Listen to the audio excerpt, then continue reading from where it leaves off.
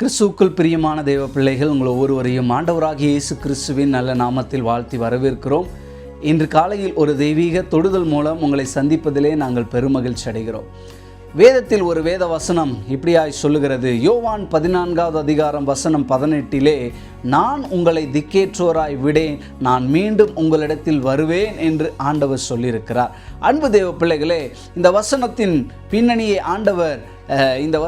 பின்னணியை நம்ம பார்ப்பதற்கு முன்பாக சீஷர்கள் எந்த நிலையில் இருந்தாங்கன்னு சொன்னால், இயேசு தன்னுடைய சிலுவை பாடு மரணத்தை அவரிடத்திலே சொல்லும்போது சீஷர்கள் கலங்கி போனவர்களாக, தவித்தவர்களாக, ஐயோ இனி நாங்கள் என்ன செய்வோம், யாரிடத்துல போவோம், எங்களுக்கு யாரும் இல்லையே, எங்களுடைய பிரச்சனைகளை யாரிடத்துல சொல்லுவோம், யார் எங்களை போஷிப்பாங்க, யார் எங்களை வழி நடத்துவாங்க, யார் எங்களை விசாரிப்பாங்க அப்படின்ற அநேக காரியங்களை குறித்து அவர்கள் கலங்கி கொண்டிருக்கும் போது தான் ஆண்டவர் இந்த அற்புதமான வாக்குத்தத்தத்தை அவர்களுக்கு சொல்லுகிறார். நான் உங்களை திக்கேற்றோராய் விடேன் என்று ஆண்டவர் சொல்லுகிறார். இதற்கு பின்பாக சீஷருடைய மைண்டில் இருந்த ஒரு காரியம் என்னன்னா, அன்றைக்கு இருந்த யூத ரபிகளை பின்பற்றின ஒரு சீஷன் தன்னுடைய ரபி இறந்ததற்கு அப்புறம் அவன் அனாதையாக்கப்படுகிறான் என்கிறதான ஒரு காரியமும் அங்கே நிலவி வந்தது. ஆகையால் தான் சீஷர்கள் ரொம்ப பயந்தாங்க.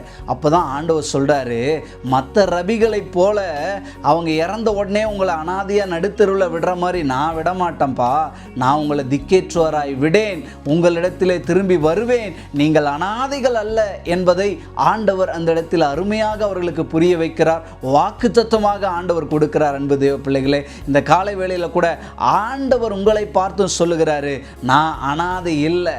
அன்பு தேவ பிள்ளைகளே, உங்கள் பிள்ளைகள் உங்களை கைவிட்டிருக்கலாம், பெற்றோர் பிள்ளைகளை கைவிட்டிருக்கலாம், ஏன் உங்களுடைய எஜமானர்கள் உங்களை கைவிட்டிருக்கலாம், உங்களுடைய அக்கம் பக்கம் இருக்கிறவர்கள் கைவிட்டிருக்கலாம், உங்கள் நண்பர்கள் உங்களை கைவிட்டிருக்கலாம்.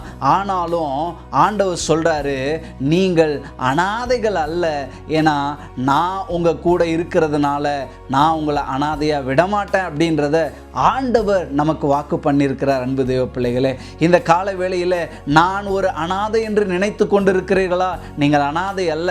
ஏன்னா ஆண்டவர் சொல்லியிருக்கிறாரு, நான் உங்களுக்காக வருவேன், உங்களோட இருப்பேன், என் பிரசனத்தை உங்கள் மேலே வீச பண்ணுவேன், என்னுடைய ஆவியை உங்களுக்குள்ளே வைத்து உங்களை வழி நடத்துவேன் அப்படின்ற அநேக வாக்குத்தத்தங்களை ஆண்டவர் நமக்கு கொடுத்திருக்கிறார். ஆகையால் தான் பக்தன் பாடும்போது, நான் அனாதையாய் அலைவதில்லை, அன்பரும் அருகினிலே. தேவன் நம்முடைய அருகிலே இருக்கிற வரைக்கும் நாம் அனாதைகள் அல்ல. அன்பு தேவ பிள்ளைகளே, நீங்கள் உங்கள் வாழ்க்கையில் எப்படிப்பட்ட சூழ்நிலையை நீங்கள் சந்தித்தாலும் சரி, நீங்கள் அனாதைகள் அல்ல.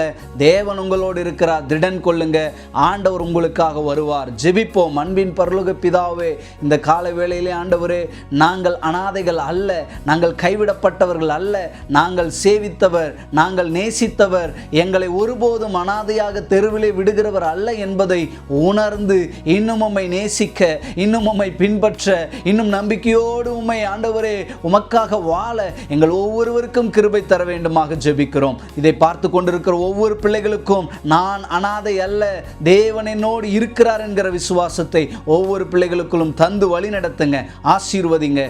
இயேசுவின் நல்ல நாமத்தில் வேண்டிக் கொள்கிறோம் பிதாவே, ஆமேன். கர்த்தர் நம்ம எல்லாரையும் ஆசீர்வதிப்பாராக. ஆமேன்.